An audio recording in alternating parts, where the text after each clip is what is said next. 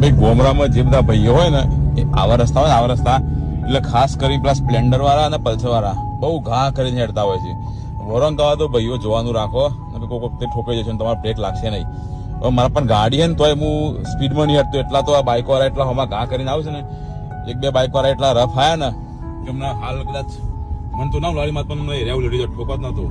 એટલે ભાઈ આવા રસ્તા હોય ને ગોમરાની અંદર કોઈ પણ જગ્યાએ તો થોડું ધીમા ચલાવ. હોમો વરંક આવતો હોય બરાબર, હોમો વરંક આવતો એટલે તમને ખબર નહીં હોમ કયું સાધન આવે છે.